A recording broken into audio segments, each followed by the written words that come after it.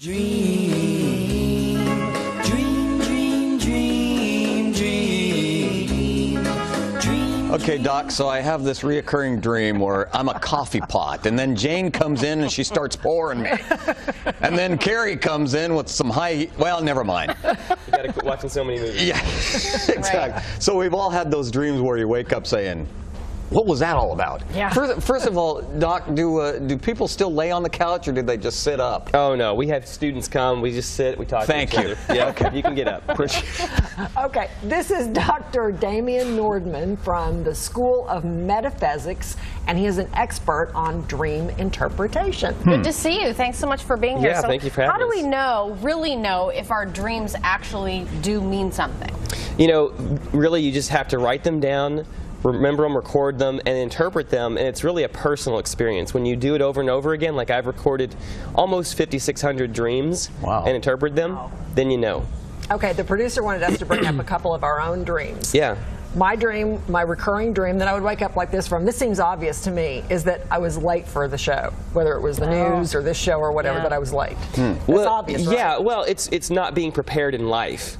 Because, in different situations. Awesome. Particularly for how you feel productive, because where you work is where you do your productivity and gain your sense of value.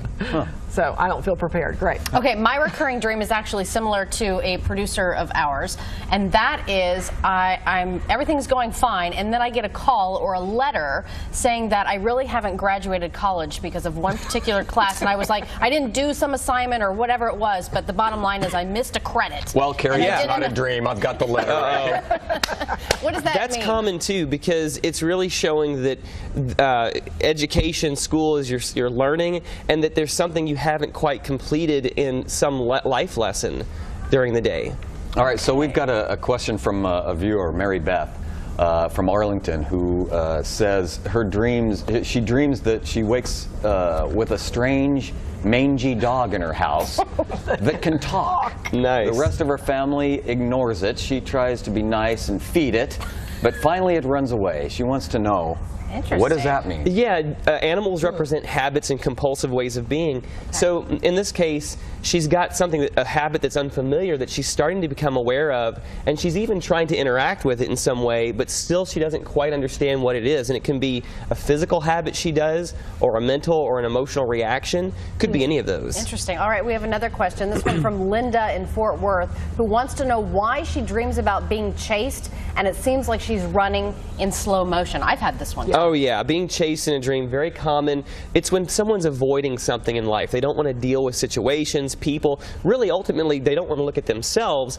And the slow motion part is a need to sort of catch up with what's moving through your own mind and your own consciousness. Yeah. Shane in Grand Prairie, and people wrote these into our Facebook page, says about his dream, he can dreams where he can breathe underwater. Yeah, that's come up quite a few times. Water is like our daily experience, is what we're doing right now while we're awake. And so when you can breathe underwater, it's showing that you're able to actually move fluidly through your experiences and be totally okay with whatever comes your way. All right, finally, Ryan in Dallas is asking about a dream a lot of us experienced. He says he frequently dreams that he's falling. That's another incredibly common dream.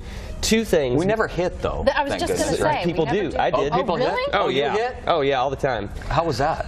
It was a little weird, but so, I got Doctor, over it. tell me about it. Yeah, falling in a dream is really two things. One, it's where your consciousness is returning to your awake state, so that's why people often wake up. It also indicates a certain sense of being out of control in life. Wow, that's interesting. It is. I had heard that, I guess it's a myth that if you hit, then you're dead. That's what I had heard. Yeah. I guess that's not true. Living proof that that's not the case. Yeah. All right, what about the dream where you find rooms in your home that you didn't know were actually in your home? You didn't know they were there. That's a great dream because your home, a house, a building represents your whole mind. So if you're finding rooms you didn't know were there, it's like you're starting to discover things about yourself and your mind that are more expansive that you didn't even know you had. And the mind is infinitely vast. So we all should keep learning and growing till we're, till before we die. Yeah. Right. So I've got a question. We go through different periods. Like I've been through periods where I dreamed a lot. intense dreams. Yeah. Then where it doesn't seem like I dream at all. But, What- is that you don't remember them or that you don't dream? Do you actually not dream? Or what's you going do on dream with that? every night. Every single night you're dreaming. I proved it to myself one year when I wrote a dream down for every day of the year just to see if I could do it. And So what if you don't remember them in the morning? then you need to get a journal, you need to get a notebook, you need to start writing it down. It sounds like work, but it's a lot of fun, and it's so insightful to discover your dreams once you start seeing them, like kind of like an old water pump. You start priming it. Once it flows, it's going to keep going. I've heard people say, should I be worried about a dream that I had? Is that the case? Well, I wouldn't necessarily, I don't really encourage worry. So the main thing is if it's a scary dream or a dream that surprises them, is to ask, why did I have this? And find out the answer. And at the School of Metaphysics, we teach people how to interpret their dreams. So any dream becomes really like a gift from your soul or a message from your inner self saying, hey, look at this. It's kind of like a love letter from the inner you. Interesting. So when you can interpret it, it opens up a world of possibilities. But is there any one particular dream that should be worrisome? Like if someone dreams they die, is that when it's time to worry? Or well, if you've got, I was talking to a young lady earlier today, if you've got a car that's breaking down, we call those health dreams because your car represents your physical body. So if something's breaking down or a flat tire, you might want to look at, well, maybe I need to get more rest or do some meditation or eat better or exercise or do something different because my health might start to Just don't be too hard on yourself. Right.